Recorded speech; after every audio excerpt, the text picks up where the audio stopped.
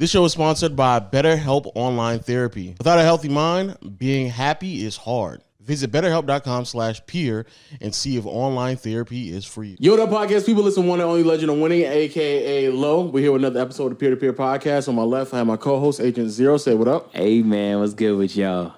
Behind the producer desk, we got producer John. Say what up. What's going on, y'all? How y'all doing? Oh, John, sorry to cut you off. We're doing runs at the OTE Arena next week, if you're down. I know you said you wanted to. Is that the last Tuesday? I don't want to say the exact day because people know the place and they're just going to show up. But, yeah, okay. Okay. Dropping more than 8. yeah. You better be there too, Lo. Actually, might be there. You should pull up. No cap, you should pull up. No. They want you in the next broadcast, Marcel. I might be They said so, man. And finally, we have a special guest here today, Pierre. Pierre Laguerre, thank you. Good. A lot of people want to know about finances, so that's the reason why it was a good guest selection, because we get that question all the time on the guests. A lot of young, up-and-coming entrepreneurs, you know, they good guests to have on. Damn, we have a very relevant ad for this podcast. We do, actually. Now I think about it. Yeah. But anyway, shout out to my podcast people on all audio platforms, Google Play, Stitcher, Spotify, Apple Podcasts. Continue to rate us a 5-star. On YouTube, make sure you hit the subscribe button. Click all the links in the description. Hit the notification bell to join Know the Gang. And finally, shout out to my word of mouth people out there as well, keeping us in tune on all other platforms. I guess the first thing, Pierre... Wait, hold on. Well, I can't just let that slide. Why did you intro it like that? You've never done that before. That's so odd.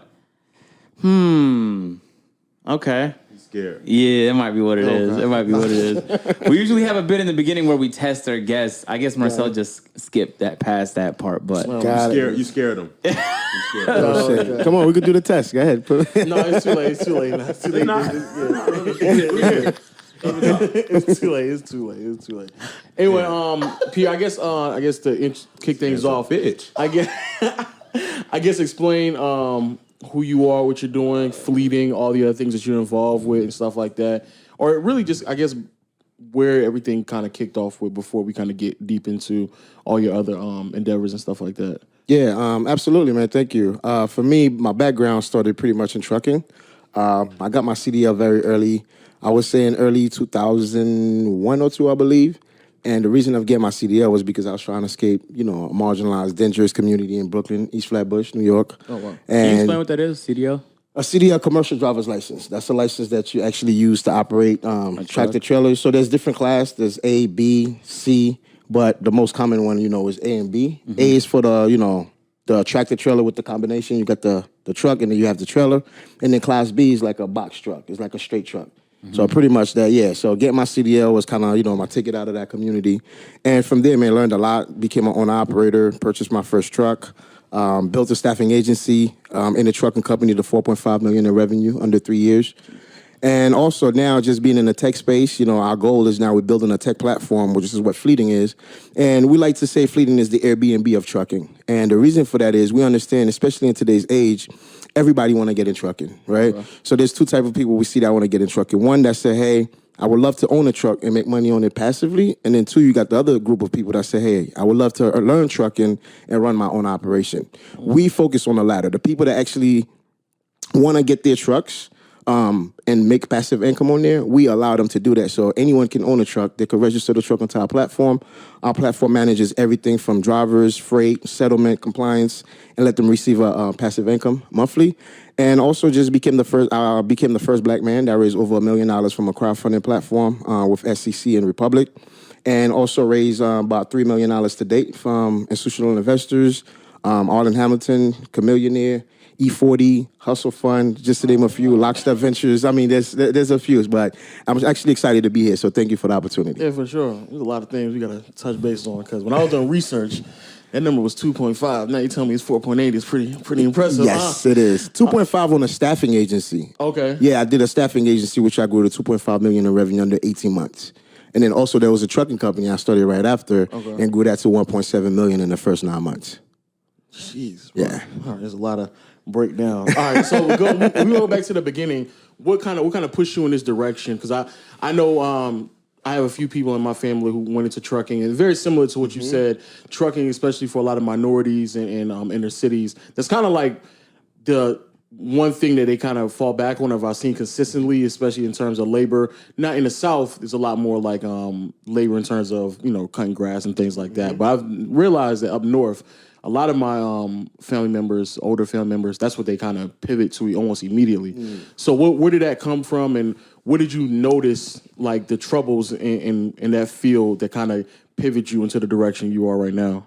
Man, that's a good question. I think for me it was, I was born and raised in Haiti. I came here when I was 15. Came here with a dream of becoming a neurologist. And unfortunately, where I landed when I came here, which was Brooklyn in the early 90s, in Flatbush, I quickly realized there was no way I'm going to graduate alive and become a neurologist. So the fear of becoming a product of my environment, the fear of becoming a statistic to that community, I was always looking for a way to escape. After I graduated high school, my uncle took me on this cruise, and it's important to say that because that cruise kind of changed my entire perception of my own community. That's when I realized that the world did not revolve around the shitty community that I live at, right? There was a lot better places that the world had to offer. And after that, I went to college, studied electrical engineering for my first year, but unfortunately, like I said, when we came here, it was my mom and my 4 sisters. My dad wasn't around, so I had to become a man early. So there was times I didn't even have money to get on the train to go to school.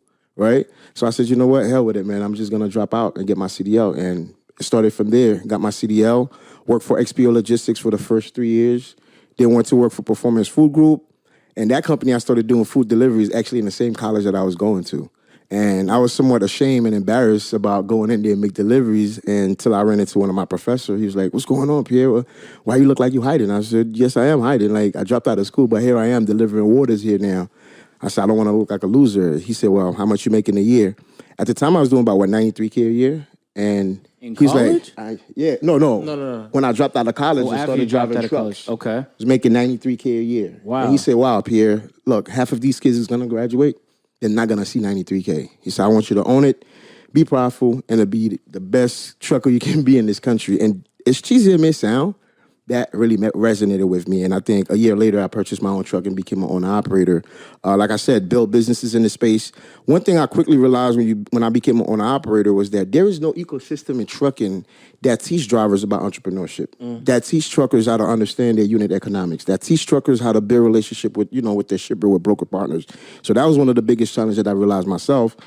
And quickly, I went to Wagner College. Wagner College had a time that they had a course for supply chain logistics. I said, you know what, maybe I need to learn a little bit more because owning my truck, I was getting my butt kicked, right? Yeah. So I went to Wagner, took that course. It was about a 6-month course, and it kind of showed me trucking on a macro level. But I was much more eager to keep learning trucking on a micro level, on a day-to-day operation, the boots on the ground. And that kind of led me to, seeing the challenges from the shipper's pain point, from the carrier's pain point, from the driver's pain point, or from an operational standpoint.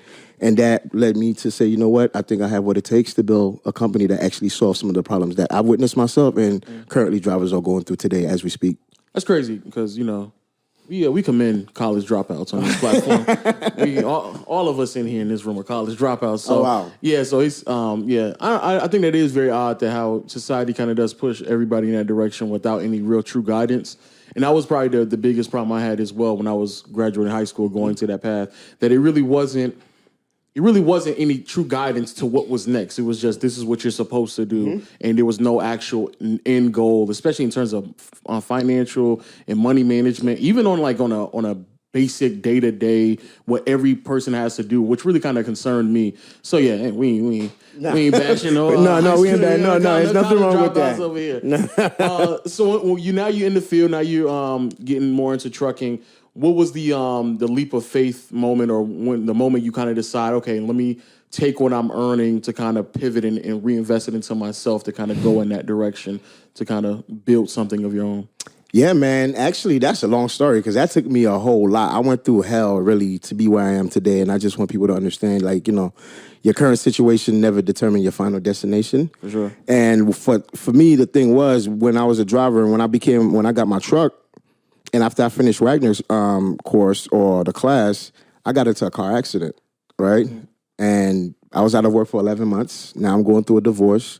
I'm never home, right, as a trucker, which is the challenge that truck drivers go through on a day-to-day basis, right? So for me, I was having that home challenge was the one thing. Going through a divorce. Now I'm out of work for 11 months. My car got repo, right? Yeah. 4 months later, my truck got repo. Yeah. So now I find myself moving right back to Brooklyn where I had left. when I started driving and moved to the suburban side of New Jersey. So now when I got back to Brooklyn, it was pretty much I was on my ass, right? And that summer, I believe it was 2014, and I read a book called What the CEO Wants You to Know. And I think every entrepreneur should read that book. And my takeaway from that book was volume and profit margin, right? And I started thinking to myself, okay, well, what is it that I can start right now? I don't have a job. My truck is down. I can't work. So I said, well, maybe, you know what? Maybe I'll start something. Maybe I'll start selling buttons and start selling zippers, and I'll go to China and buy them in bulk and then come back over here and sell them. I wasn't that creative. But one thing I did see in Brooklyn was, since I was working everywhere, I was seeing windows, right? From the beauty salons, the barbershop, and everything else. And I said to myself, I said, well, who's cleaning those windows? I said, well, if I could get, 100 store, pay me $10 per store, I said, I could make $1,000 a week. And I went and told a friend about it. He laughed at me. He was like, man, people are going to think you're a crackhead. I said, why you say that? He said, well, if you look around, nobody else is cleaning windows but crackhead. And that really resonated with me. I said, you know what? That is true. But we look clean right now, but we don't have nothing in our pocket at all. I said, I'd rather look like a crackhead with some money than look clean and have nothing at all. That's a fact. Right? So he said, that's true. He said, if you get 70 stores, if you get 50 stores, I'll do it with you. Following morning, I said, deal. We made a bet. I woke up. I solicited pretty much the entire Brooklyn, New York, man, knocking on doors. Hi, my name is Pierre. I have a service that specializes in glass cleaning. We'll do it for X, Y, and Z. That same day, I had 72 stores that agreed for me to clean their glass. Jeez. Went home, borrowed $70 from my little sister, went to Home Depot, got me some bucket, got me a scrunchie, and started cleaning windows, man. In the hood, like, now I had to swallow all my pride. Remember, I was a truck driver. Yeah. I'm driving a BMW. I come back to my old community. People see me, and now they're seeing Pierre cleaning the windows in the hood. They're like, oh, my God, this guy's on crack, right? They're like, Pierre done lost it. And how old were you at this time? At the time, I'm 38 now. I was about, 30 years old, probably? 30. Yeah, about 30 years old. And from there, man, it just, in 3 months, we made $62,000 cleaning glass. And I took that money. That's how I started my first staffing agency. You made $62,000. How much were you charging per? So the thing was, so a certain storefront, it'll be $10, but then I had supermarkets, I had bank, I had dental offices, right? I had a lot of stores. So it's like some places was paying $120 to get their windows clean, you know what I'm saying, for the week. So we really scaled that. And one thing we did was, we started hiring young brothers in the community and started to scale it and kind of give them their own route to go out there and clean windows. So that's how we was able to scale that and took that money and never looked back. Built a staffing agency. And the reason I built a staffing agency was because, again, as a driver myself, I realized the real challenges for truckers.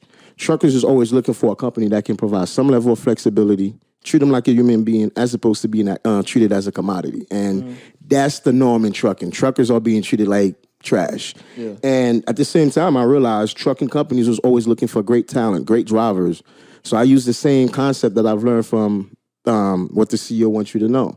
So I said, same thing again, profit and volume and profit margin. So I said, well, what if I start a company where I hire the drivers, groom them, right, to what I think the trucking companies would want, and then outsource those drivers to those trucking companies, how would that work? Yeah. And eventually I scale that company to $2.5 million in revenue. So you went from... How quickly was it 2.5 million? 2.5, 18 months. 18 months. So yeah. you went from cleaning windows in a 6 month span, or three to 6 month span, to 2.5 in 18 months. So pretty much went from ashy to classy in just about 18 months, in a sense. Crazy, that's nuts. So when you're growing this, what's the just on a in terms of just money management level, or just trying to build something, what are some of the lessons that you kind of had to learn or force yourself to kind of understand? Because I think a lot of our viewers, they kind of want to understand in terms of saving or putting aside money and stuff like that. Oh, cash flow. Cash flow was, like, if anybody's listening, like, listen, cash is the oxygen of your business, just like air. We need that as our oxygen, like cash is the oxygen of your business. So I think learning, understanding cash flow, understanding, profit margin, and understanding operational costs, understanding fixed costs, understanding variable costs. So I think the more I started understanding those things, the better I started making better decisions, not just for myself or the company, but for the bottom line as well. So I think it's very important for entrepreneurs to understand that. Remember, again, I didn't go to Harvard, I didn't go to Yale, right? I don't have an MBA. So everything I've learned pretty much, and as much as I talk about the millions that I've made, but I also lost millions because of being ignorant with certain things that I just didn't know.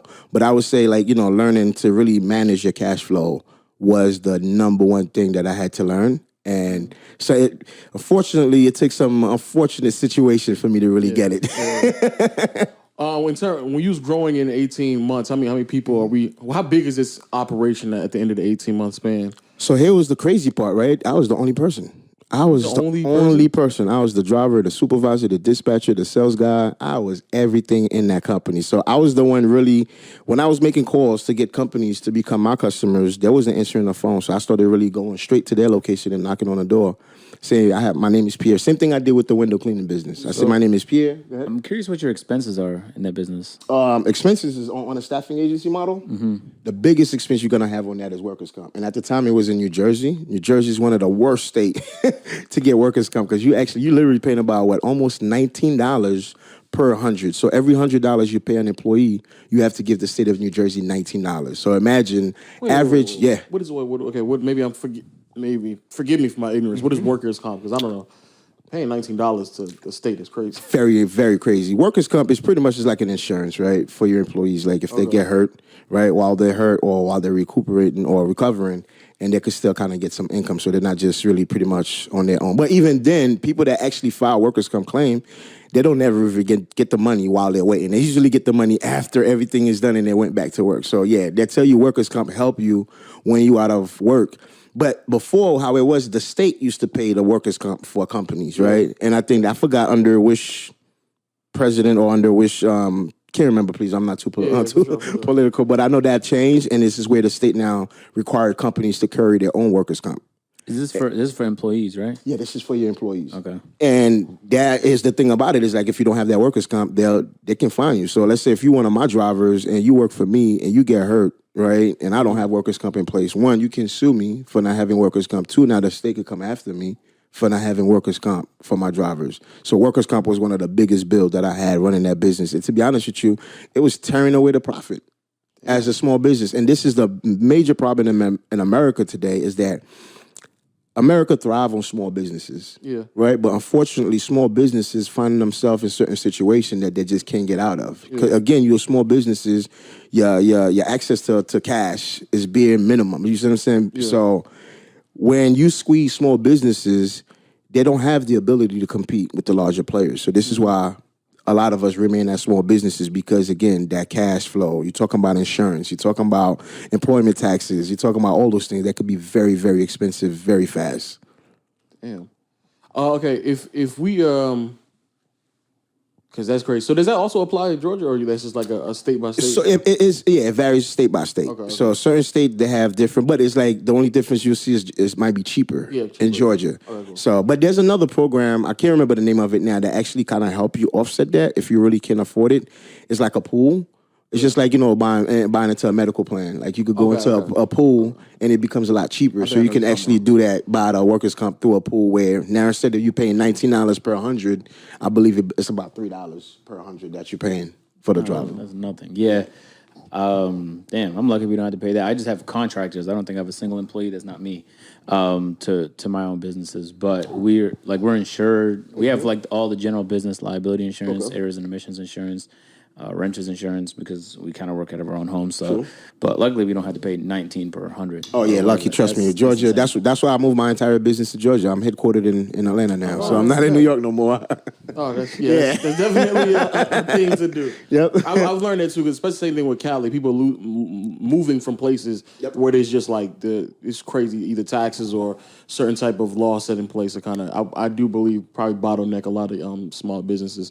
So but you've grown it 2.5. Okay, so that's the staffing though. That's the staffing. Yep. So when you got done with the staffing, how did that translate to the fleet, the trucking? So from when I had the staffing, I had got a point where I had a lot more drivers than I had customers to place those drivers, right? Trucking companies, because again, I was the only person running the company. I still have to run operation. I still have to make sure that I'm dispatching all the drivers to the right location at the time. And I'm doing this on a spreadsheet. No technology, right? Yeah. And I think when we got to the point where I think we had reached about almost 92 something drivers, so I have more drivers than places that I can put them. I said, okay, well, I have all these drivers, right? Most companies, they're struggling to find drivers. Yeah. But here I am with a pull of drivers. That's not only drivers, but loyal drivers too, because they appreciated the level of flexibility they was able to get from our company. Because again, they was like, look, P, I don't ever want to work for another trucking company, because you send us a list on a Sunday and ask, okay, who's available to work for the week? Please let your time know. So everybody would get to work on their term as opposed to working, Monday through Saturday or being on the road for 30, 40 days. So that really resonated with the drivers. So when I realized that I had too many drivers, I said, you know what? I have all these drivers and I don't have a place to put them. What I should have did was hire a salesperson to go and get more accounts to put these drivers in because unfortunately, again, I'm not thinking. Yeah. I'm just thinking small at the time. So you don't even have a business partner to kind of like bounce ideas off? No, sir. This is just me. And I said, you know what? I'm going to start a trucking company. I did have partners now.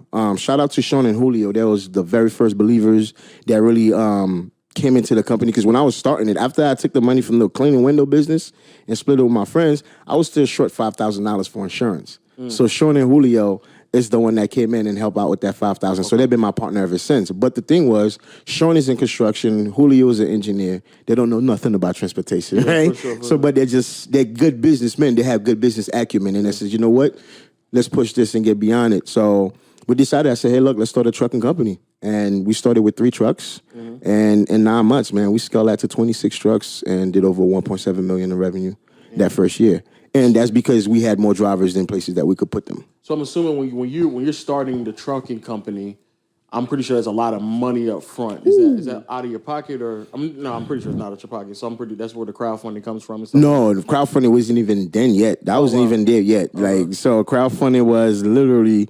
I think I started the trucking company in 2016, I believe, and I didn't get into tech until 2018. And then I didn't raise that $1 million that I've raised and became the first black man. That was literally last July. Oh, damn. Yeah, so that was recently. But from there, once I was running the trucking company, I was running a trucking company with 26 trucks, a staffing agency with 92 drivers. Yeah. Of course, eventually I went through a burnout, right? I was saying, I was the driver, the supervisor, I was everything in the company. And I remember days I used to get on my knees and cry in the yard, like begging God, like for help. Like, God, please send me somebody. Send me a mentor. Send me somebody that can really show me how to really manage those businesses. Maybe I'm taking on too much. And then, like they say, when it rains, it pour. My third child was born in 2017, and he was born with Down syndrome. So that started really affected me personally, emotionally, financially. I just really couldn't deal with it. I didn't even care about no business then. Because once they told me that my son was going to have Down syndrome and he was going to need multiple open heart surgery, mentally that started messing with me. For sure. And from there, thing really started falling apart little by little. Like I said, I didn't care about no drivers. I didn't care about no customers. I didn't care about nothing but my little man staying alive. Yeah. And when he was finally born, things really was getting bad. It went from bad to worse. Then he went into his first surgery. Like, I wouldn't even go into the office. Like, I'm not answering driver's call. Customers is calling me. Like, it was just hard, right? And like you said, I didn't have nobody to bounce that to. It's just like just me, just dealing with it. And when he went into his first surgery, everything was okay. Drivers calling me, say what's going on. I see all the trucks parked. I need to work. Like, I don't want to go nowhere else. What is it that we can do? My son did. He went into the second surgery. Things got even way worse, right? And then that thing, I remember that's when all my drivers was like, yo, man, what's going on? Let us run the company for you. We don't want to go work for nobody else because you're really giving us a good opportunity here. Yeah. You're helping me feed my family. I get to take my daughter to school in the morning. So I said, you know what? Let me throw a party together just so I could explain to all my drivers. So I invited all the drivers to dinner and explained to them exactly what was going on in my personal life and about my son. And that night, man, it's another thing, man. Your tongue is very powerful. Your tongue will speak life or death into you or your business. And I remember I was just so stressed after having a party with them because I had a call. I had to rush to the hospital because my son had an internal bleeding while he just came from surgery. And I was just fed up, man. And I said, God, why don't you just send somebody to just blow my head open and take me out my misery? And literally, I said that about, 10 p.m.? Before, about 1, 2 in the morning, man. I was in the hospital with my head split open from an attempt carjacking robbery in Brooklyn, New York. So, it's really bad. Yeah. So that really really, really set me back. So this is me right here. Damn. And that's my son. Damn. Oh, wow. Yep. For S5 Audi and a Cuban link chain, a bracelet, and a Rolex watch. Of course, I blame myself now sometimes when I think about it. Yeah. Because, decided to fight for them. Yeah. Didn't realize that my life was worth more than those jewelry. Way more, yeah. But then again, you have to understand, we come from a community, right, where they tell us nobody's going to take my ish without fighting back for it. So I think adapting to that mentality really cost me. So now I find myself in the hospital. You wanted to see it, John? You want to see? Oh no, I'm sorry, bro. I'm sorry. Yeah, it's okay.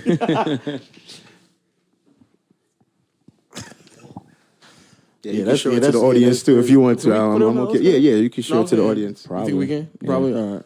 We'll put Yeah. it on. So yeah, man. So now I find myself in a hospital fighting for my life, right across the street from the hospital where my son is at, fighting for his life. Now we're both in the hospital.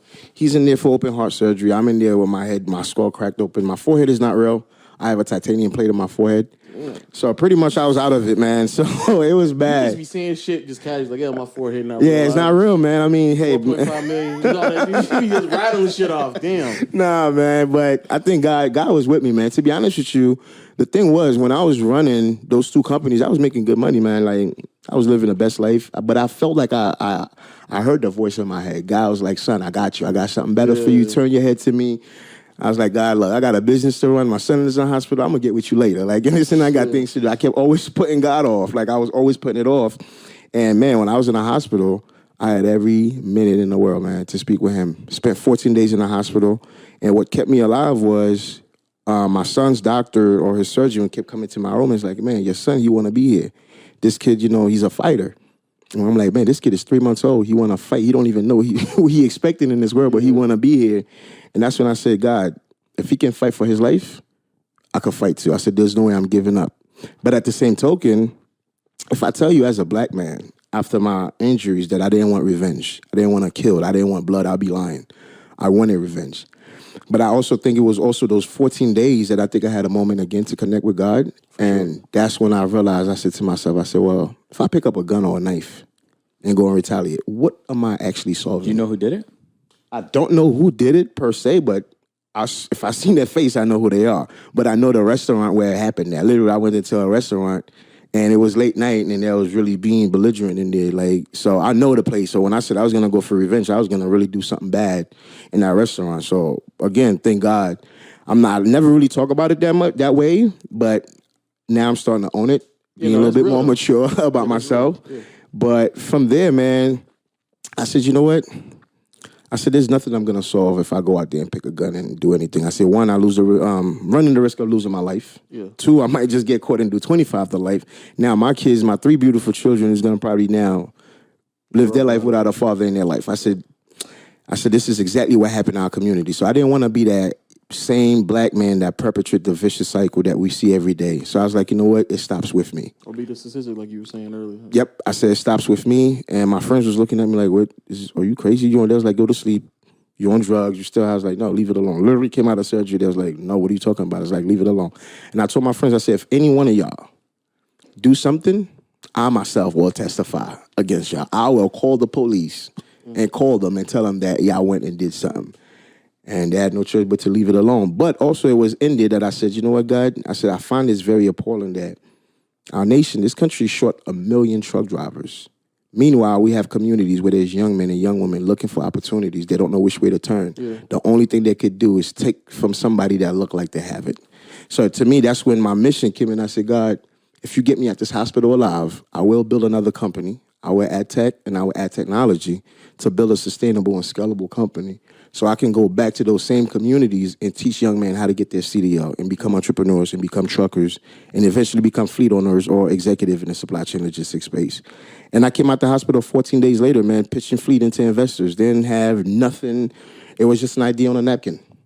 Pitching the idea to investors. Now, when you're raising money from investors, this is not a easy task, right? Yeah. So for me, it was just like straight out of trucking, talking about you want to raise capital. Investors was looking at me like, okay, well, who's this guy? Number one, you don't fit in the country club. You didn't go to Yale. You didn't go to Harvard. Yeah, sure. You don't have that kind of background to be saying you want to raise capital. And of course, as we all probably know, that it's very hard for black founders to raise institutional capital, right? If you look at the Ubers of the world, the Airbnbs of the world, Facebook of this world, all these people was able to really get an investor to give them that startup capital to be where they're at and continue investing in them until they eventually become publicly traded or multi-billion-dollar companies. For sure. So I said, you know what? If they can do it, I could do it too. And I saw another company that was at the time was Convoy, and Convoy was pretty much creating a platform that allowed truck drivers to connect directly with shippers. But for me, I didn't see that it was really adding value to truck drivers. It was adding a lot of values to shippers, allow shippers to be a little, to have a little bit more transparency on who's coming to pick up their freight and when the freight get delivered. So I said, you know what? There was nobody building anything that speaks directly to the driver challenge, right? My divorce was because, like I said, I was on the road. Like, you understand, my weight, my stomach was literally on top of my steering wheel, right? When I was driving trucks, and the food option is horrible. And drivers don't have no upward mobility. Drivers pretty much tired of starting as a driver and dying as a driver with no way to move up. So I said, you know what? I can solve this problem. Why don't we create a model and leverage technology where the drivers, this same staffing agency that I was doing, I said, well, what if I apply technology to that and scale it? Because it was the whole thing was now trucking companies can just, download the mobile platform, agree to the tire agreement, agree to the rates, and whenever one of their drivers call out, they could go right into the mobile app and request a driver, and our driver will show up to their location and do the job and go about their way.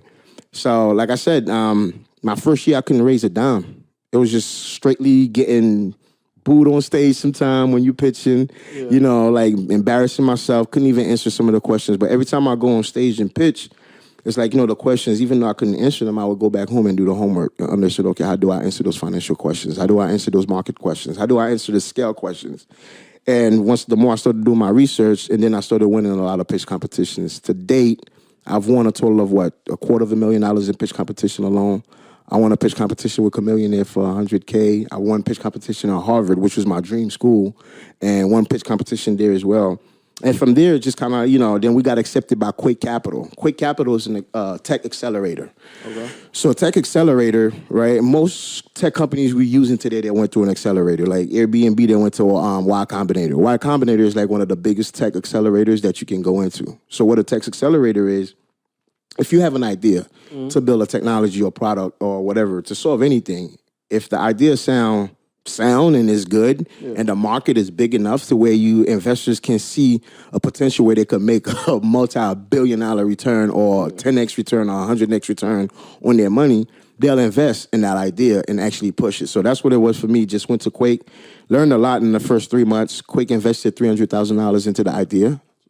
And from the accelerator, we learned everything about, how go-to-market strategy, how to hire talent, how to scale, how to raise more capital from investors, understanding team, understanding product. So all of that really became very super helpful.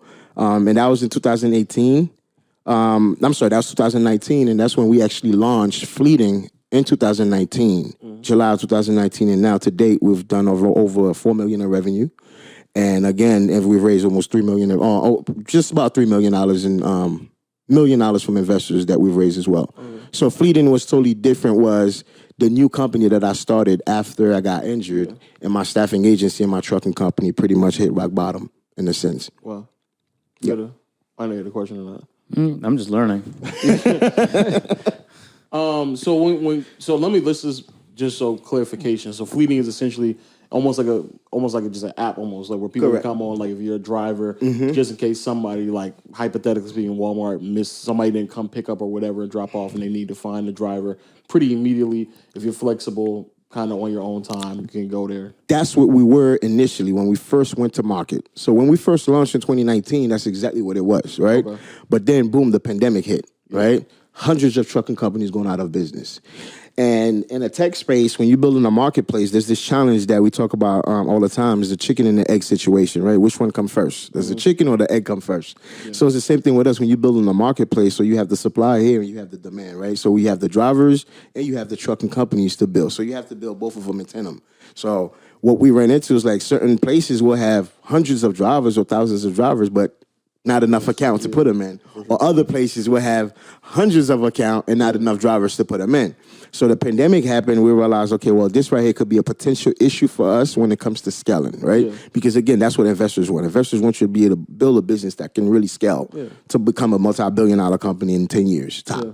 So for us, we realized that early on. That was one of the good lessons that we've learned. And then our team, we said, okay, well, let's start thinking maybe we should start sending drivers to, small trucking companies, because when the pandemic happened, another thing that actually happened it really exposed to people the opportunity trucking has to offer. So everybody now is at home, not working, and the only thing that was moving was trucks. Yeah. So everybody's like, wait, hold up. Maybe truck is a good viable option for me to just, just to make an investment. So we had a bunch of people getting into trucking, buying trucks. So we said, okay, well, let's start sending our drivers to these small trucking companies. Instead of targeting the UPS, the Walmart, we said, let's go after the small carriers.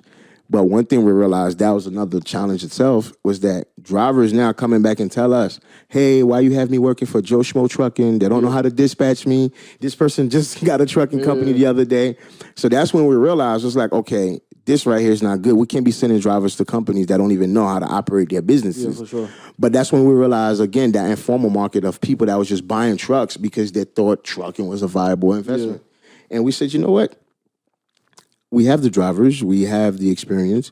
Why don't we build a platform? Let's pivot this platform to Airbnb for trucking. First, they used to call us the Uber of trucking, right?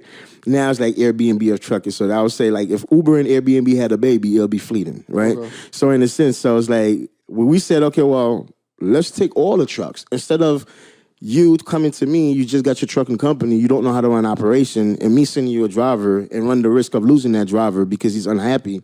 What I would say to you, Marcel, I said, you know what, Marcel? Hey, look, unfortunately, I cannot send you no more drivers, but what we can do is you can list your truck onto our platform and we'll manage everything for you because we knew how to manage the drivers better. We knew how to run operation better. You see what I mean? So we understand the market a lot better. We understand how to go after the right shipping partners. That's a good idea. Damn, it's not clear for me. Correct. I see what you're saying now. So now we said, you know what? Instead of sending drivers to these companies, I said, you know what? You just give us your truck and we'll manage everything from beginning to end and let you get a passive income. And we saw that was a lot. As a matter of fact, man, we have a waiting list of 295 trucks we onboarding. We have another one of 71 trucks that we onboarding. So there's a lot of people that bought trucks, but the trucks was literally sitting down with no drivers in them. And they was paying high insurance and high truck note. So what type of passive income is that? If I bought a truck and I listed it on your platform, what type of, because is that like a viable passive income, like where I can like earn a living passive income, or is it just like I can pay a couple of bills here and there?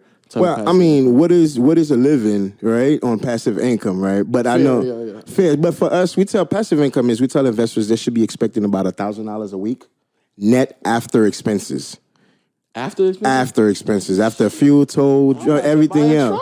So but we tell them per month they should be expecting $4,000 a month. But the reality is we see investors making up to $8,000 a month on our platform with good running trucks. So the thing it's like for us is if you look at the entire landscape of trucking, right? Although it's the $800 billion industry, 92% of all the trucking companies in that space are small trucking companies that have 5 trucks or less.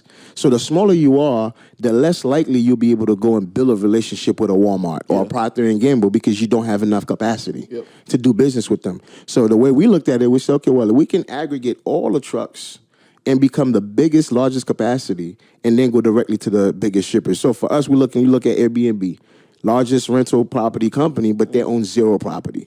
Look at Uber, right? Largest taxi company, but they own 0 cars. Facebook, the largest content company, but Facebook produce 0 content. So it's the same way. So it's the same way. But it's the same way Fleeting here is now look at us as being the largest logistics company, but we own 0 of the trucks. The trucks are owned by people like yourself that wants to kind of diversify their portfolio and make some money. That's a great pitch. You might have a new customer, no cap. This part of the podcast is brought to you by Stamps.com. Stamps.com is the perfect place where you can compare all rates, print out labels, and cut all the hustle and hectic out of your busy day to make sure you can get your packages where they need to be in a timely fashion. And on top of that, it's the holiday season, so of course it all makes sense if you got to get those, presents to grandma across the country. Now, personally, me speaking, I remember one time I used Amazon back in the day. You had to actually go to the post office. Bro, oh my gosh, so hectic. I didn't even know what to print off. I didn't know how to scale it. I didn't know what I need to do, and I feel like I've just paid way too much on postage. But with Stamps.com, all of that goes out of the window. Save time and money this holiday season with Stamp.com. Sign up and use a promo code PEER2PEER, that's PEERTOPEER, for a special offer including 4-week trials, free postage, and a digital scale, no long-term commitments or contracts. Just go to Stamps.com, click the microphone at the top of the page and enter code peer-to-peer. That's PEERTOPEER. And again, huge thanks to Stamps.com for sponsoring this portion of the podcast. So when you get to that stage in terms of like where you at right now, because I've seen a lot of articles of people investing into the company and stuff like that. I have noticed, like I think, like you referenced, a lot more Black people were investing and things like that, which is great. But was that a consistent theme that you kind of found trouble in when you trying to get the startup going, trying to get money from the right type of people? Because I know I've even heard from an interview you trying to make sure you were getting investments or getting people involved who also understood what you were trying to accomplish. Was that like something you aimed for, or this is something that kind of manifested itself as time kind of progressed? That's something that I've learned once I got into fundraising myself, right? Because what I've learned was once you take money from an investor, you're going to be in bed with that investor for the next 10 years. Yeah. So you have to be very mindful of who you're taking money from, right? Because, look, if I like red and you like blue, I don't know if I should take money from you. Because at the end of the day, it's gonna be that time where we might gonna bump head. But if blue's my favorite color, blue's your favorite color, 9 out of 10, we're gonna rock together. Sure. So it's the same way I looked at it, like, okay, well, I wanna build a business, I don't wanna just take money from investors that's, focusing just on the return, but I wanna work with investors that's actually focusing on impact, right? So this is why they have a lot of social impact investors. So for me, it was just like, okay, well, how can I find investors, one, that can relate to me? My background, where I came from, my struggles. 2 was, okay, well, how can I find an investor that actually understand the problem that I'm looking to solve in the space? And as a founder myself, which is my job, because if I don't explain to you exactly what I'm doing in first 15 seconds, you won't get it, right? So I have to find ways to pitch that business for you to get it. And once you get it, then you could make a decision if you're going to invest or not. So I think for me, it was just really learning how to communicate with investors, how to really kind of create my own profile of what investors I want, because investors themselves, they have a profile of who they want to invest in or what their typical founders look like. Yeah. So in my head, I was like, okay, you know what? I want to work with investors not only understanding investment, but also understand risk, right? Because that's another part we don't talk about is out of what, 60-something billion dollars that was invested in startups last year, investors already know 97% of those companies going to fail. Yeah. That's just a fact. Yeah. Right? So you as an investor, what you're getting into is that, hey, look, there's a 97% chance that we all may fail. And that's just what it is. But the 3% of the companies that do make it, those are the Ubers of the world. Those are the Airbnbs. Those are the Facebooks, in the world. So for us, this is what an investor is gauging for. Like, okay, well, it might be 15 different peers with the same idea, right? Mm-hmm. But they want to know who they're going to bet on. Is it going to be Marcel? I'm sorry, what's your name again, bro? Agent Zero. Huh? Agent Zero.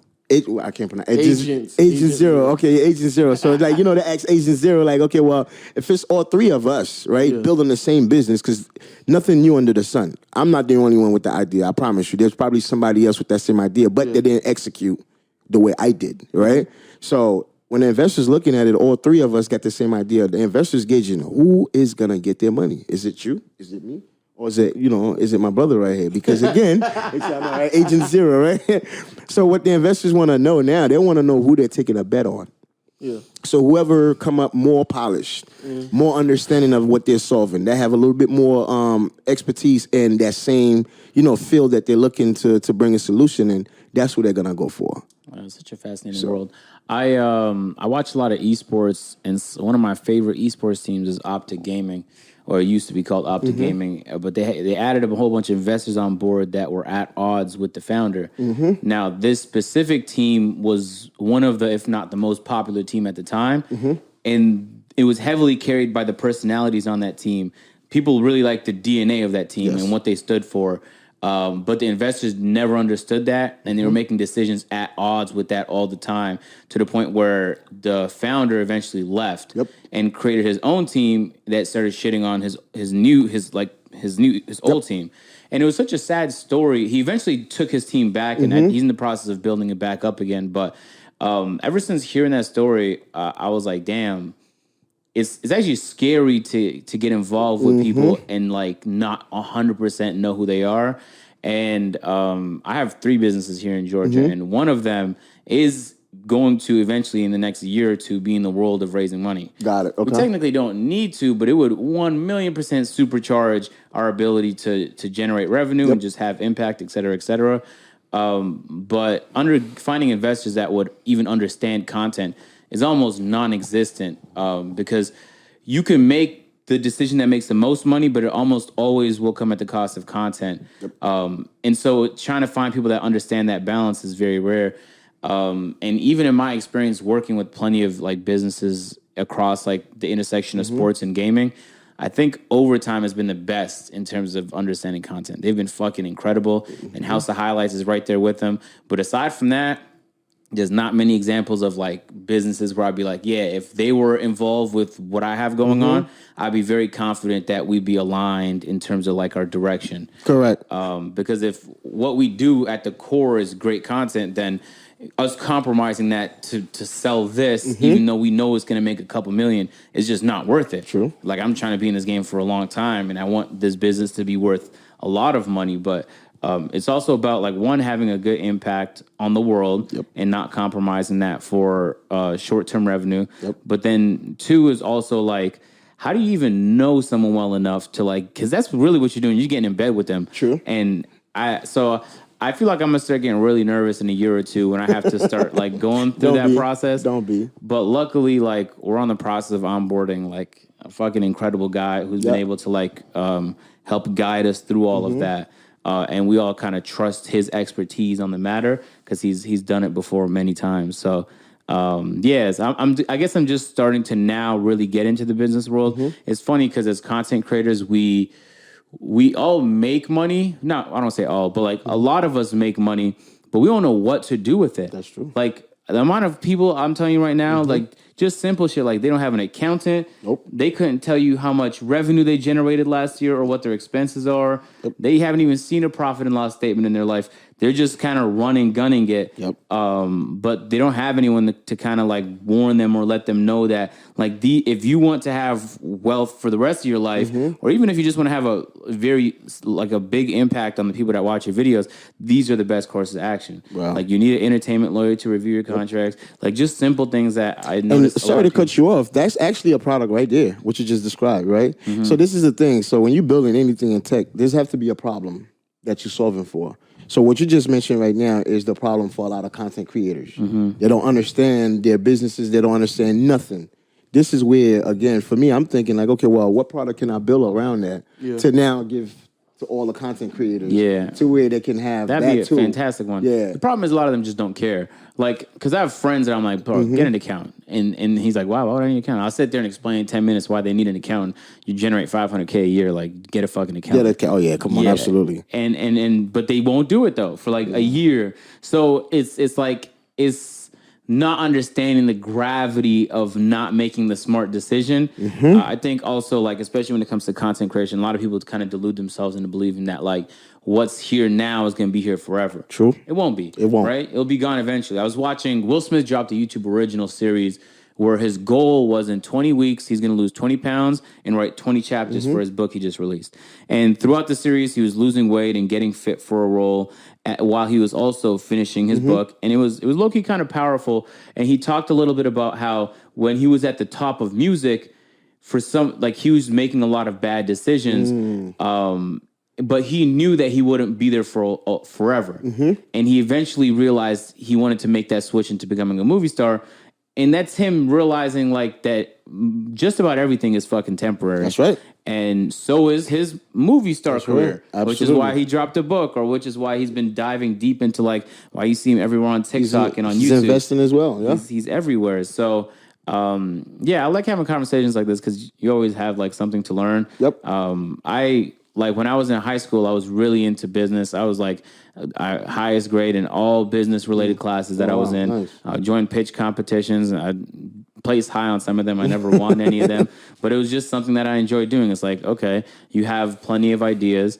And you're right. Like probably plenty of people have that same idea you had. And that even in content creation, like, who was it? I was sitting, we were at the OTE arena near Atlantic Station, and I was talking to Christopher London, and he spit out a video idea he wanted to do in the arena that I already knew I wanted to do. Wow. And literally today, a moment ago, I was talking with Duke, and he had an idea that I wanted to do, and I was like, fuck, like we both want to do the same thing. right. But it's like Nothing new under the sun. But then how are you gonna like do it better than the next? Absolutely. And I think the best example is we dropped so did you watch Squid Game on Netflix? Oh yeah, I watched that. Fantastic series.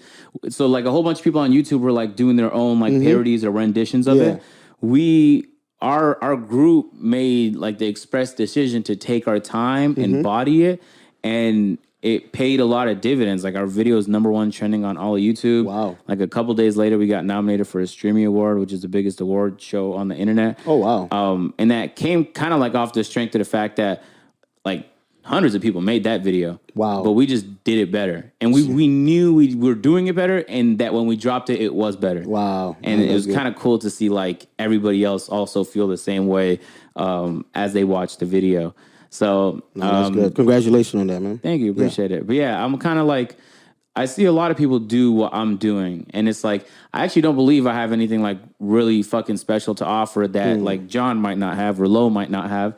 It's just about like how I'm willing to do it better. And that's kind of defined my life really, is I just always try harder than the next person. Absolutely. And that's just in anything we do, man. We just gotta, because there's always gonna be somebody wants your spot, believe it or not.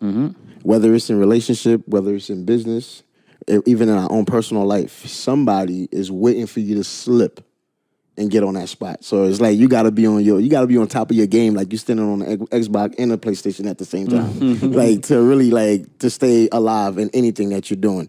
But you absolutely right, man. Like you said, those are the issues that when you get into business, you get into bed with investors, you don't know what can happen. This is why, again, as the founder yourself, you have to do your due diligence on who you're going to take money from. Find out about other companies that investor invest in. Find out another founder that he invested in, and ask that founder, hey, how's the relationship with this investor? Is this investor really supportive? Is this investor really, a good person? There's a lot of drama in the investing. Is there a lot Absolutely. Yes, there is. There's low key, I've dabbled in it. No cap. There is. It is fascinating. It is. It's like I'll be talking to somebody and they'll like say something like low key, like backbiting on the next man. Yeah. And I'll be like, yo, you and this person had beef. What's going on? Yeah. And he'll let me know, like, yo, yeah, this and this happened with this person. It's happened multiple times with me. It's investors, investors are argue with each other. Not every relationship is going to have a positive outcome or ending. Correct. But you want the positive outcome, 100%. regardless. That's what you want to fight for. Every time, yeah. But yeah, it's like there's so much at odds. I wish more people would talk about these issues. For example, there's one of the biggest streamers on planet Earth. His name is Nick Merckx. And he streams over on Twitch. He pulls like 20, 30,000, probably more than that viewers every time he goes live, which is rivaling like some of the biggest like television shows. But he does it over the duration of like 12 hours relative to like a 1 hour polished show. It's just him in his bedroom. Wow. So, but he was helping build this esports organization, and the founder at the time reportedly promised him 5% equity, but for like a whole bunch of logistical reasons, he couldn't get it in the moment, but he was promised it, and it just never came, and he was highly upset. That same org now is worth $500 million. So he didn't want to give it to him. If he had that 5%, he's like, he's going to dilute the investors. He didn't want to give it to him. And I remember hearing that drama and thinking like, man, people don't understand the gravity of that 5%. Because that's like 40, 50 million right there. Man, hell yeah, that 5%. Man, listen, I know people that invested in $25,000 in Uber before they went IPO. Wow. $25,000 investment and literally made $50 million. Yeah, that's insane. You understand what I mean? So that's crazy. So those 5% that do add up. But if he really wanted to give that guy those equity, he could have done it. He could have done it. Because again, like I said, there would have been to give somebody equity for whatever value that they bring. He could either put them as an advisor, right, and say, hey, look, this person is there for this, and this is the amount of equity I'm gonna give you, and you don't have to give the whole 5% up front. So this is why we have a vesting schedule. So if I promise that I'm going to give you 5%. you give it over time. Correct. I'm not just going to say, you sign right here and then boom, you have 5% of my company. Shit, what happened if you don't work out in the first 30 days? Right? What happened if you can't execute? Yeah. Now there's somebody that walked away with 5% of my company, but they're no longer in the company. So you will put a vesting schedule in place for that. So you say, okay, you know what? Let's do a milestone. Every quarter, every year, X, Y, and Z of that 5% is going to be vested, right? So you just say, okay, well, let's just say 5%. So you're talking about almost just 1 point per year, right? That's going to be vested. So if that person come and work for you and they only did 6 months, well, guess what? They unless instead of them walking away with the 1 point, they walk around with like half a point, right? Because they didn't do the whole year. Yeah. They only worked for 6 months and it didn't work out. You fired them. So now, so that 6 months, that half a point that he got, that's vested because he worked for those 6 months. Yeah. But the rest of the shares, it goes back to the company because again, that person didn't finish the entire. It usually be like a 4-year cliff for those things. So it's like, but if there's anything happening before that term, you terminate the person or it didn't work out. At least now you don't have shares out there. Except because here's the sad part about that. Imagine that happened. You give somebody 5% of your company and it didn't work out. Now they're gone, right? But you still head down in the company every day, growing that company and growing the valuation of that company. That person is living their best life, but you over here busting your butt to give his 5% value. Because the more you grow the company, the more his 5% gonna grow. Now imagine now you go on IPO, right, or $20 billion valuation. Now you know that 5%, just like we were saying, that 5% is $50 million. You're gonna be mad as hell. Like, yo, I'm about to give somebody $50 million that didn't do shit, that didn't even support me when I was going through everything that I've went through, but I'm about to just cut them a check. Because on paper, I agree to give that person this percentage. So those are the things that, again, I think as any founders, get an attorney, man. Get you a real startup attorney that understand those processes, that understand that was called those a startup attorney? Startup a lawyer, startup attorney. Interesting, yeah. So it's very important. Yeah, I was working with an entertainment lawyer for some time that I like to work with lawyers that charge by hour instead of by percentage. Yeah. It's just better for what I need out of it. But like a lot of this stuff is like the first time I'm doing it. So I'm kind of like asking questions and trying to learn along the way. And what the sad part is to me is that like on the spectrum of people that make content online, I'm like more business minded. But in terms of business people, I'm like on the opposite side of the cliff of I really don't know what I'm doing at all. So I think it just goes to show like how many people in the content world need to tap in with the more business side because there's missed opportunities there. And from time to time, I'll see content creators like do it perfectly. And it always kind of makes me proud because it's like it takes a certain type of someone to not know business, see an opportunity, and then go learn what they need to learn to take advantage of the opportunity. But that's the problem with us, though, especially with minorities, man. It's like perfection is what always kills us. We always trying to be perfect before we execute. Like, you understand? Perfection is like the number one dream killer. Because you worrying about, man, I got to be perfect in order to start this business. Just like you just said, and I think that was a powerful statement that you've made. It's like, you look like, you know a lot of it, but really and truly you don't in a sense, right? But what that is that's bold. A lot of people wouldn't even do that, saying, I don't know this, but I'm still going to put myself out there and learn it. That's how you become a master in that craft. Yeah. Like I always tell people, you don't have to be polished to start, but you have to start in order to become polished. So pretty much it's just go out there and make a fool out of yourself. It's going to happen. Like, you understand? You're going to play yourself. You're going to embarrass yourself. But that's part of the game. It comes with the territory. So that's why I always tell entrepreneurs, man, don't be afraid. Just launch already. Just go ahead and go straight. I'm going to give this quick analogy, right? Like, when people wait to be perfect to launch something, it's like, imagine you sitting at a red light, right?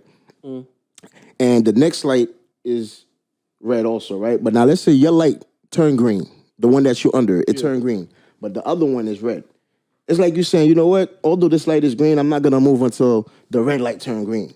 So in reality, you never go nowhere because by the time your green light turn red, that's when that light is green. So you end up sitting in one place and never go nowhere.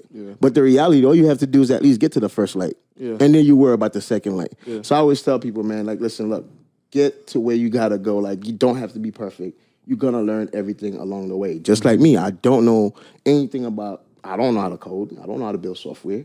Right? I don't know nothing about tech. I don't know about, I didn't know about raising venture capital.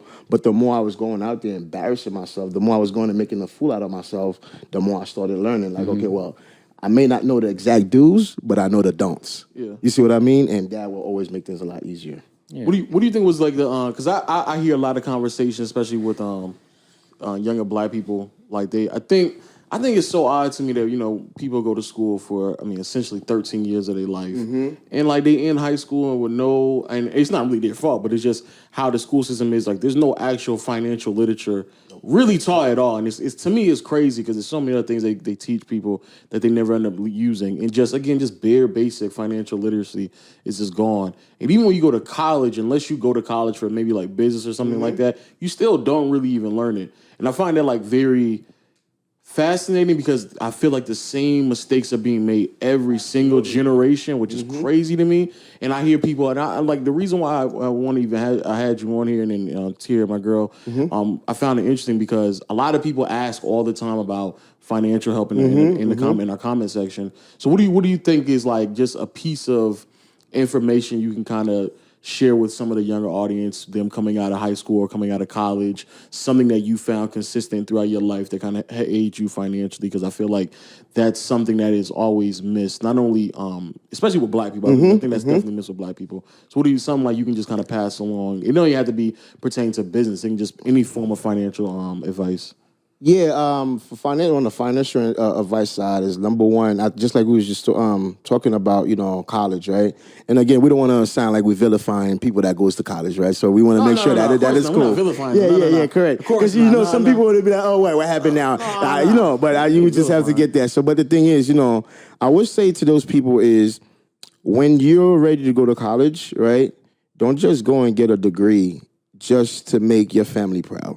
Because a lot of times that's what we do. We're going to school because we want to make our mom proud, which is cool, which is okay. But at the same token, think about you. Think about what is it that you're passionate about.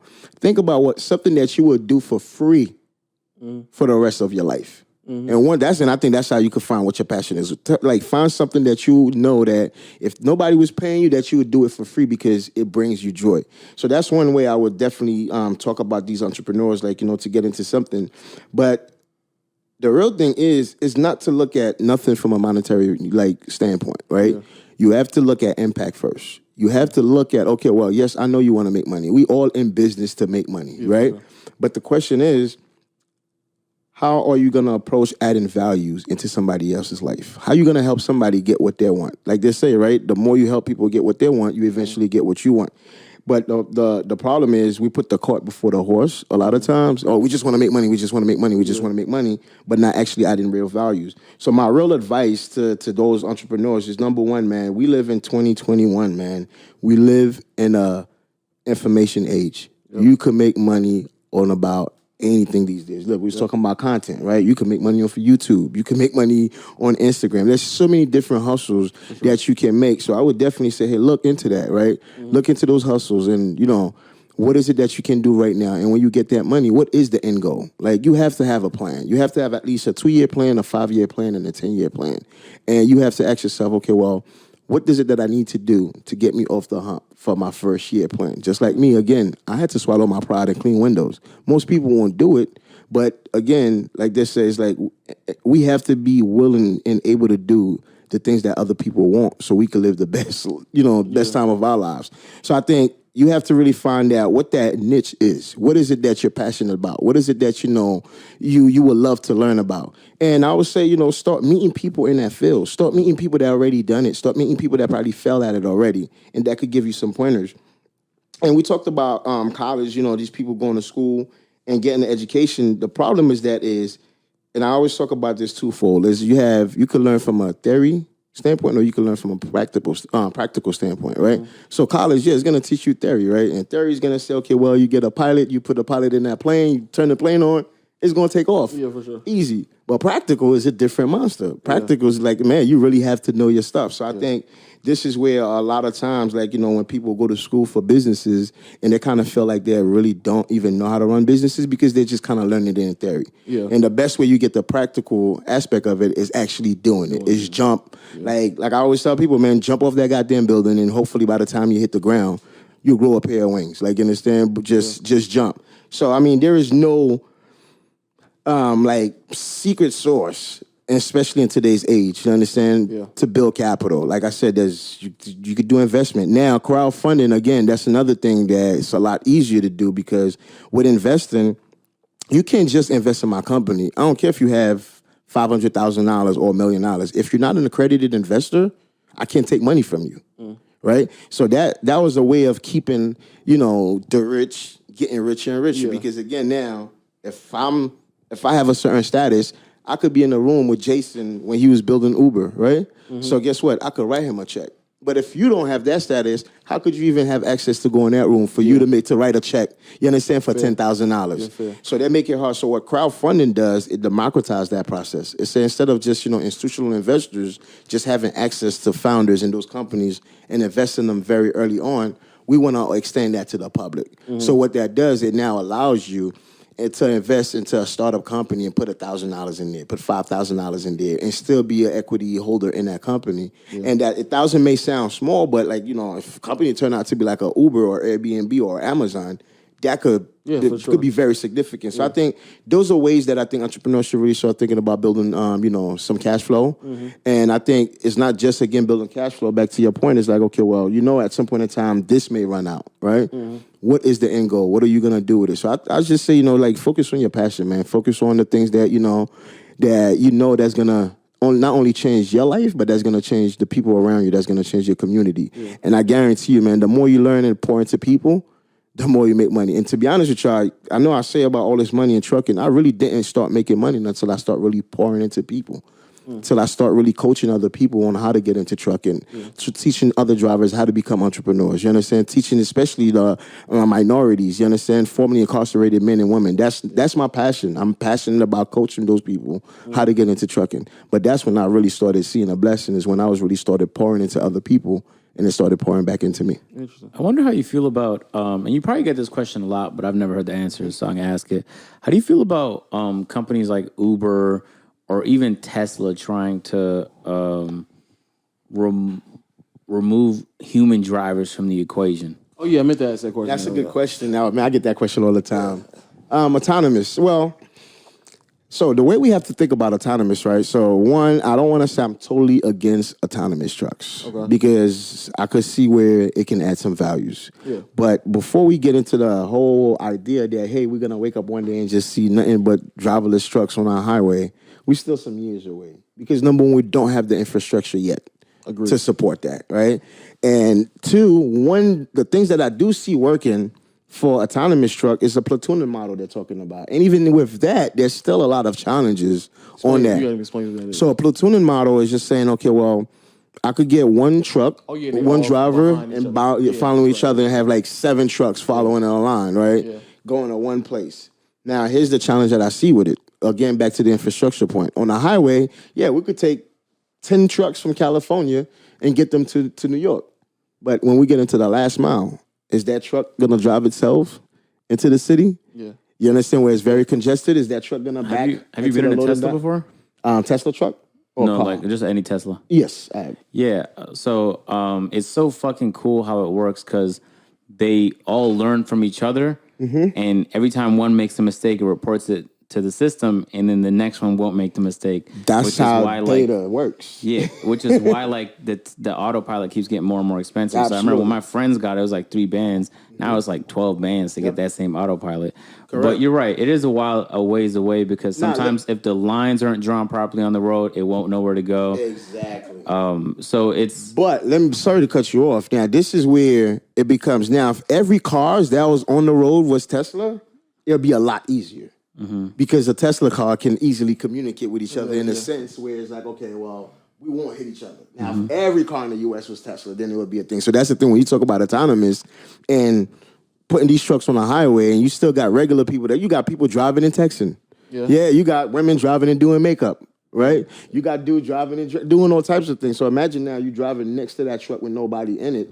That truck sometimes can't make those decisions to save your life. You see what I mean? So, and that's the challenge that we're having. But the biggest challenge that I see on the platooning model is once that truck gets to New Jersey to get into New York, they're going to need, so okay, if one driver drive down with 15 truck, right? Because it was following him. When he gets to Jersey, you're going to need at least 14 drivers to be readily available to jump in each truck to go do the final mile delivery. So what I see is autonomous will actually create more trucking jobs than it will eliminate trucking jobs. But another point that I would like to add is that if we can really focus on teaching truck drivers or investors like yourself that want to get in trucking, if we can teach you how to become financially literate today, you become the owners of the autonomous trucks. Because if you own a truck today, you're making money, right? Guess what? You understand the game. If it does become a thing, you become the owners of the autonomous truck. So that's my goal, is that, okay, well, I try to tell drivers, don't panic, right? Technology is really, sometimes, I know we look at it like, okay, well, this is going to take my job away. But sometimes we have to look at technology as, okay, how can this make our world better? Yeah. You see what I mean? Like, without technology, like with technology, we do surgeries, man. Like, saying technology is carrying a lot of things. And I don't want to say that I'm just all pro technology. Like, a lot of AI stuff I don't agree with. Yeah. Like, you see what I'm saying? But when you really think about from a human evolution standpoint, what technology can do for us can really be amazing. But I just want truckers to not be panicked and thinking that, oh man, these robots are coming to take my job. Now is the time to become financial literate, to where, if that do happen, you understand your numbers, you understand the market, to where now, sure, you can have 5-6 trucks running for you and with no drivers in them if that time do come. True. And that should be the goal for every truck driver, for them to become the real entrepreneurs tomorrow to own. How much is like a generic new truck? How much does it cost? Generic new truck is gonna cost you about $120, $130. Damn, that's helicopter prices. Yes, sir. And if you're talking about a Peterbilt, almost $250,000. Into a helicopter. What's wrong with you? Because used like old buzzed up used helicopters, $150. You feel me? Wow. That's how I think about everything. I just think about like a helicopter. Well, so you Like the doing good, Lambos, man. like You 2 buying helicopters, helicopters. man. I know shit like that, bro. Like, Casually comparing things to helicopters. for real, dude. Like, shit, you could do package deliveries, goddamn. I'll start a package delivery on helicopters, like, Oh yeah. So on that note, I read a couple articles. I don't know how soon it would come out, but Amazon is experimenting with delivering packages through like drones. So in the name of like finding solutions. So like, for example, I ordered a toothbrush yesterday and that shit got delivered the same day. It was spectacular. Of course. Shout out Amazon. But in my head, shout out to the truckers too, not Amazon. Shout out to the driver. So because without no truckers, that package would not get to you. Except, 100%. Those are some fantastic people. And it's usually the same ones that come here. Like, I recognize them. I order so many things. But in my head, I thought, like, damn, because it was delivered today, I know it was probably in some fulfillment center down the street. I was like, and it would be a neat case scenario for a drone to just come, pick something up, drop it off. Correct. But yeah, I don't know why, like, because I've been so removed from the world that you're in my head, I thought, like, I don't know. I couldn't name you a trucker. I don't know a single person who trucks. Wow. But that's because of the bubble I live in. That's true. There's a lot of people who truck. That's true. Is it the most popular job in America? Or I would say yes. Trucking is one of the most popular jobs in America because, like I said, for every 3 cars you see on the highway, is 15 trucks. Yeah, in a sense. And it's wild. All the technology that we have, it's still like the only way that we can deliver packages. No, absolutely inside communities. But yeah, I don't know. Now the drone part. Now I've heard the same thing about with Amazon, what they're doing with the drones. So still, there's going to be around a lot of regulation around that with the FAA, right? Because again. Just think, right? You ordered a toothbrush. It's one thing. Now, let's just say your kids is outside playing basketball and the drone is freaking taking, maybe you got 6 of those cameras in a box that's coming to deliver to you and something malfunction in that drone and boom, it dropped, right? People can start getting hurt when you start having drone doing delivery. So it's not one of those things we just say, hey, look, it sounds like a good idea. Let's execute on it. There's a lot of regulation around that, especially with the FAA. Yeah. Is it FAA? I'm saying it right? Yeah. Federal. I think something. Yeah. Y'all know what I'm talking about. Yeah, I know what you're talking. I know all the acronyms for trucking, so I don't know about anything else. Yeah, but technology is cool. I think like we're fascinated by it because it's new. It is. But honestly, I think like 20 years from now, people are gonna look back and be like, "Damn, this technology sucks," because a computer being smarter than a human is dangerous.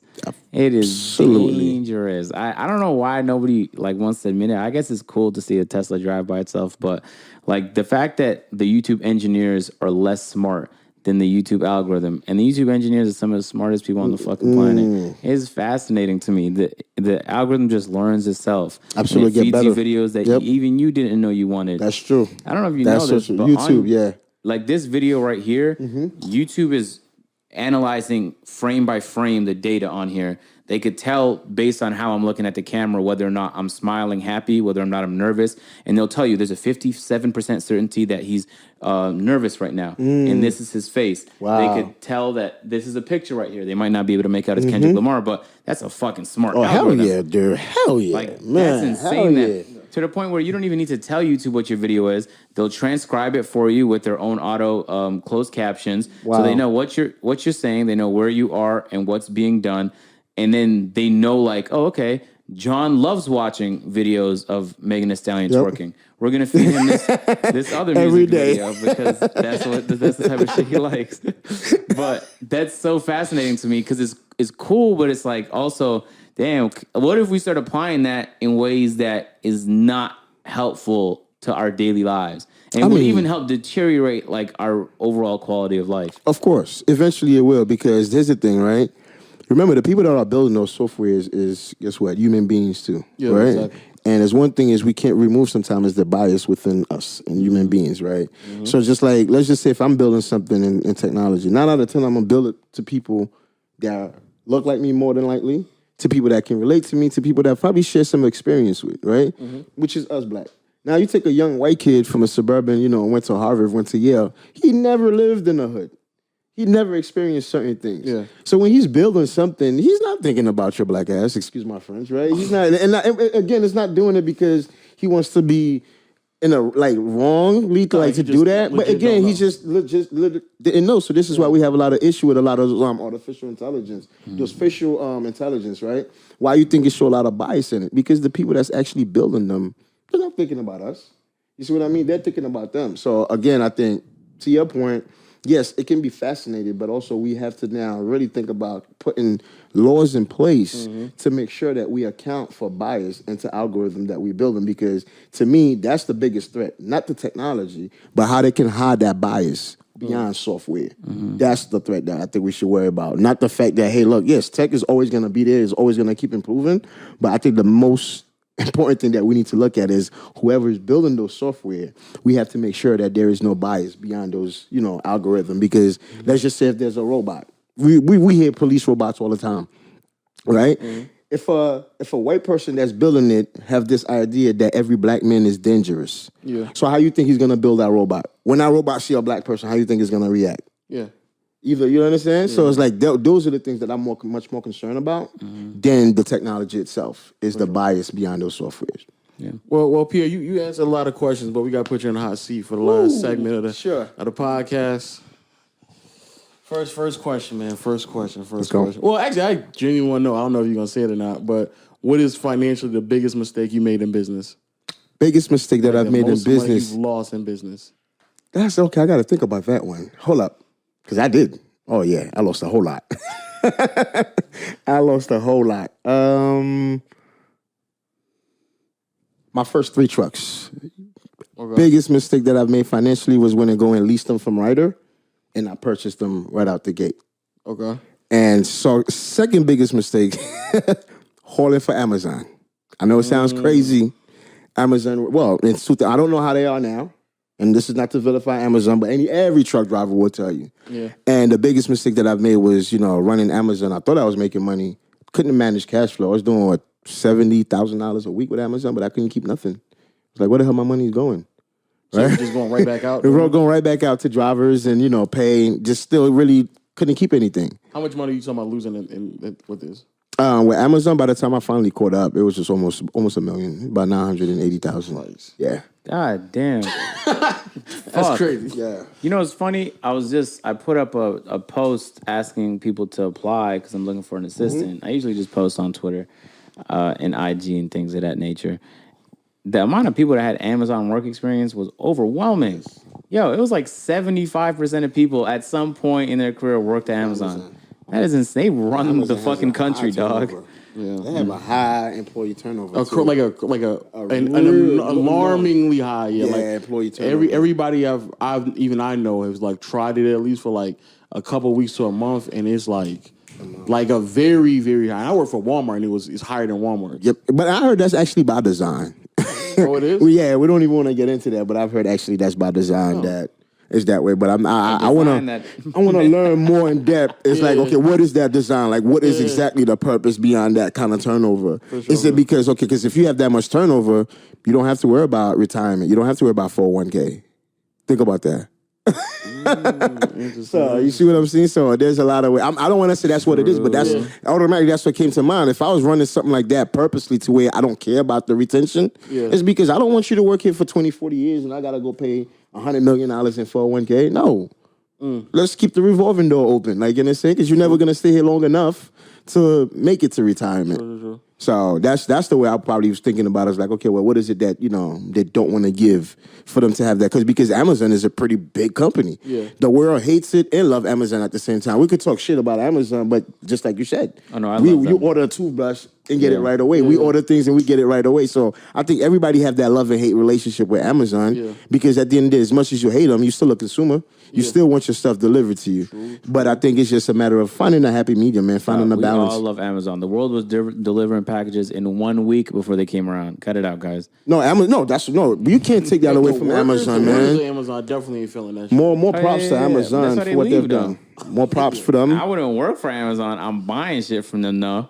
Yes. I mean, I would work with Amazon, and I think also too is work with them. I work with them. but not for them, right? Yeah, for sure, but then I think working for them in a sense is like, okay, well, how can I help them solve the same challenge that they're facing? Although they're a big company, their supply issues is big. Yeah, it's pretty big, and they're really still trying to figure things out.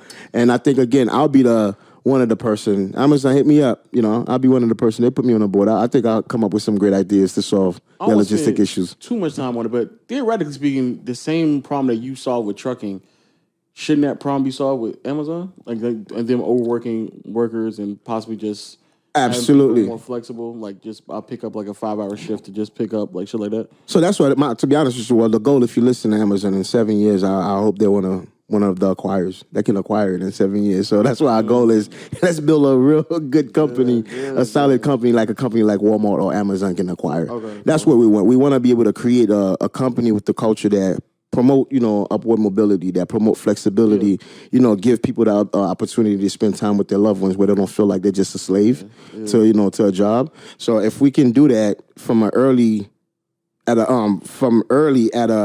an early stage company, I think, a larger corporation like a Walmart or Amazon will look at it as valuable. Like, man, not only you have a good software here that will allow us to move our goods a lot more efficiently, but you also created a system that come with a set of cultures a lot of corporations are lacking. Yeah. So they'll love that. All right, cool. Thank you. You definitely want to work with Amazon. All right, so next question is, what's your biggest simp moment? Simp. Oh, simp moment.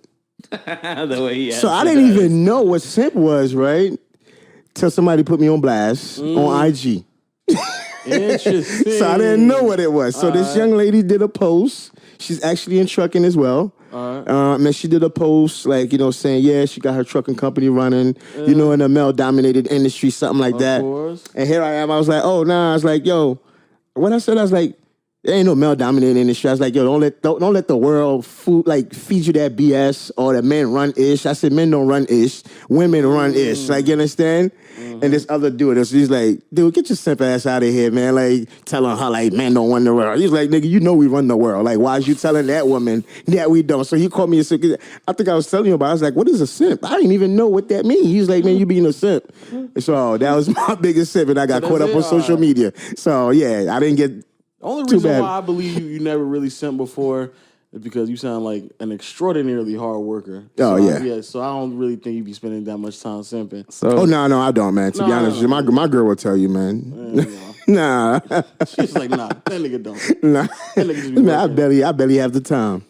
And my girl is with me because of her, like she has determination. She's very motivated, and she learned from me. I learned from her, and she didn't want to give up. She knew how busy I was. She's like, no, I don't care. I'm gonna be around. I'm gonna make sure that I support in some type of way. But she'll tell you, like, even sometimes with her, like, I have to be like, look, I don't have time for you right now. You're gonna have to put that to the side. We're gonna have to get to that another day. So this is the next question. Mm-hmm. the top 5 things you look for in a woman. Ooh, good. Ah, man, top 5 thing. Number 1, definitely listening. Okay. Somebody that can listen. You writing this down, John? Number 2, accountability. Right? Okay. All right. Number 3, definitely self-motivated. Okay. Right? Number 4, I definitely say number 4, I would say pretty for sure. I'm gonna put the look in there. You gotta look good. You gotta look good. I mean, unfortunately, but like I said, beauty is like what's the thing they say? Beauty's in the eyes of the beholder. Yeah. So yeah, but whatever my beauty is, you know what I'm saying to me. So I have to find that. All right, John. I see you, though. I see you, though. I see you. And the 5th thing, I would definitely say a woman that kind of have a sense of. What's the best word I can use for that? Like, emotional intelligence, right?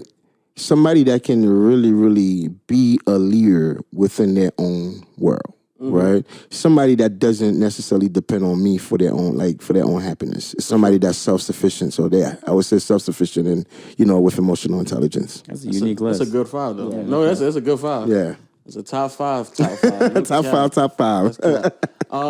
What's the other questions? Other questions? Go ahead, let it out. He knows it. Let it out. That's a good, funny question. Come on. Which one? Go ahead. Go ahead, man. Go ahead. You know what? You've been skipping a lot of questions this podcast. No, I don't know what's the other question. I dead ass don't know what the other question. Really? You don't know? What is it? You said dead ass? I said dead ass. I don't remember the other question. Put it on something. Yeah, put on something right now. On what? Huh? On baby? What you said at the bet. That's what it means, right? Put it on something that's like a bet, right? Yeah. Yeah. What I put it on? Huh? I dead ass don't remember what's the other question. If you remember, can you please just... Yeah, No, I mean, I conveniently forgot it too. This is crazy. John, did you forget it or did you know it?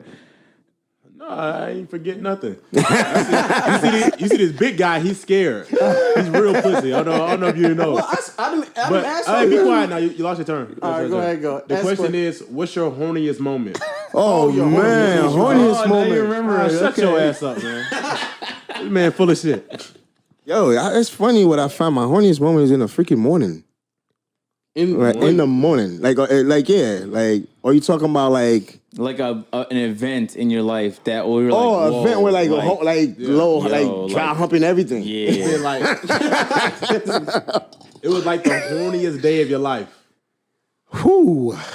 No cat when Damn, the fact that I can't answer that, I think is bad. It sounds like I have a lot of horny days in my life. Like, sir. I'm sorry, sir. Hold on.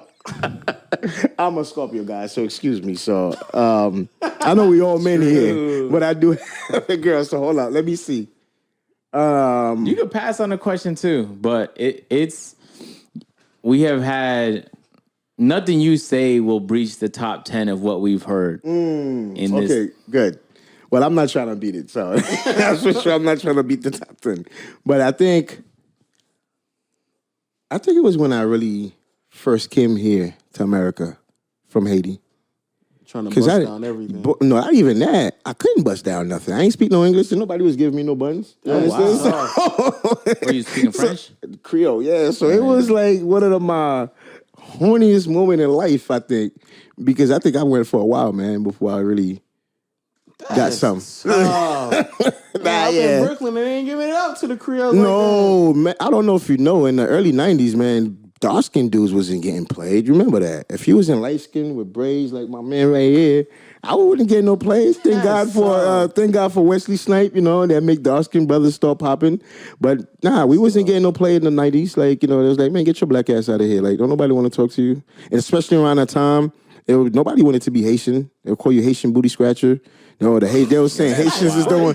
They're saying Haitians is the. I'm telling you, that's crazy. That was real. Like, yeah, they were calling you Haitian booty scratching around that time. They were saying Haitians, African booty scratchers, and African booty scratcher. But I knew Haitian too. Haitian booty scratchers or HBO, Haitian body odor. Like, yeah, it was just man. I'm telling you, HBO, yeah. Not the TV provider. That's crazy. So that was really like when we dealt with that, man. Around that time, I don't know if y'all know. this is not even something to laugh about, but they were saying that, Haitians brought AIDS into America. So nobody really wanted to touch, deal with Haitians. It was all propaganda, But that was, it was really, really tough. Like I said, in 1997, to trying to get a girl to talk to you, man, good luck. Good luck. If you was anything, looking like me, you speak no English, you over here sound like, hello, like you don't even, nobody want to talk to you, bro. How'd you learn English, out of curiosity? Well, I had no choice. I had no choice because when I came here, September 1997, and I had to go straight to school that same year. So I was in school with the Americans, and I didn't speak no English at all. But the good thing is I spoke English in 3 months. I learned English in 3 months. What? Oh. Yeah, in 3 months I was speaking English. I became fluent in English, but You learned that's because, really speaking fluently, in 3 months I was speaking English. Literally, yeah. Fluent in another language literally in 3 months. in 3 months. How old were you? I was 15.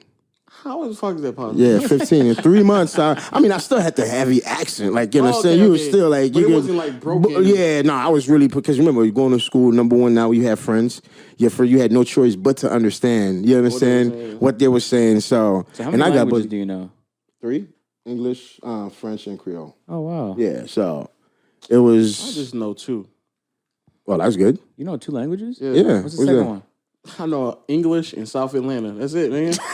It's South Atlanta. That's it. That's all I know. John know East Atlanta. I know South Atlanta. Oh man, that's it. Well, if that's the case, then I know more than 3. Then I know the Brooklyn English, and I know the Brooklyn English, and I also now know the corporate English. So maybe that's a fact. That's a fact. Well, you any more? I'm dead. I forgot the other questions. Is that the last one? Yeah, it is. All right, man. All right.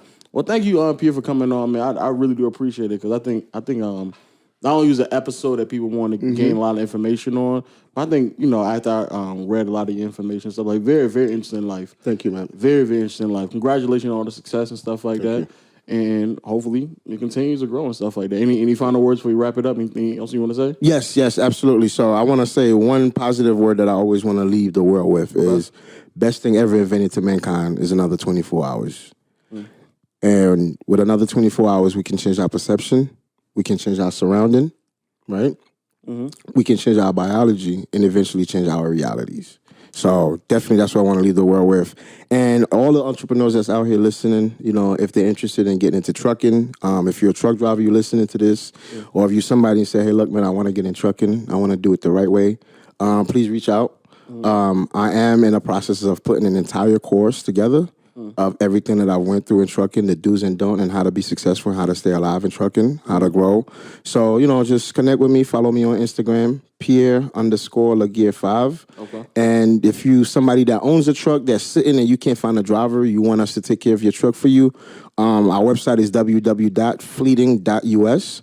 So again, all my social media page is Pierre_Laguerre5 on Instagram, Facebook, Twitter. You'll find the same Pierre Laguerre on LinkedIn as well. So, but my whole thing is I'm passionate. I want to teach, especially minorities, especially men, formerly incarcerated men and women, is how to get into trucking, because I think now we live in an age where a lot of people are buying information from people that never spent a day in trucking, but they're selling these courses, calling themselves gurus or GOAT in trucking, but never spent a day in operation. And I just want to tell people, just stay tuned. I'm going to put something out that's going to give them the real experience, the real knowledge on what they need to do to be successful in trucking. Sounds great. Yep. Thank you again for coming on. Any final words, Agent? John? Nope. Well, shout out to my podcast people. Thank y'all for rocking with us. Another episode of Peer to Peer Podcast. All links will be in the description. Check out Pierre. Also, shout out to my audio people, Google Play, Stitcher, Spotify, Apple Podcast. Continue to rate us a 5-star. Shout out to my YouTube people as well. Make sure you hit the links in the description. Hit the subscribe button and the notification bell to join. Oh, I'm sorry. Pierre Laguerre, man, I'm sorry. Oh, I was supposed to say something. No. I'll do it again. I'm sorry. Make sure you hit the notification bell to join. Pierre Laguerre, Fleeting. Oh, I'm sorry. What I was supposed to say? Pierre, man. I'm proud of Lo, man. I'm proud of him. Pierre to Pierre? No, it's fine. It's fine. No, please, no. Let me get it right. Let me know. I got to get it right. It's fine. What am I? Oh, my No, Instagram. no. You just hit the notification bell to join. Noti gang. gang. Oh, that's what I was supposed to Yeah, say. that's- Oh no, I didn't know, man. All right, repeat it. Say it again. We gotta do it. All right, say it. But no, don't do it yet. You say, okay, what I have to say? Noti gang. Noti? gang. Noti? Noti gang. Noti gang. Yeah, Got all you. right, bet. Let me do it. Yo, make sure you hit the subscribe button, hit all the links in the description, and make sure you hit the notification bell to join. Noti. Oh shit, we said Noti. This is what was. Yeah, my bad, producer. I'm sorry. See, You good. Ball, man. I'm just gonna cut sorry. it, edit it right quick. Okay, You say good? what was it? I'm just gonna cut it, edit it, and paste it. Noti gang. Noti. Gang. How you? Wait, just say it right quick. I can just edit it in. Yeah, like notification. Oh, notification. Okay, Yeah. Noti gang. Got you. All right, cool. All right, cool. Noti. Yo, shout out to my YouTube people out there rocking with me strong. Hit the subscribe button, hit all the links in the description, and make sure you hit the notification bell to join. Noti gang. Yes, sir. Yes, sir. And shout out to my word and my people out there as well, rocking with us strong on all the platforms, especially TikTok. Numbers is going crazy. Until next time, we'll see y'all later. Peace.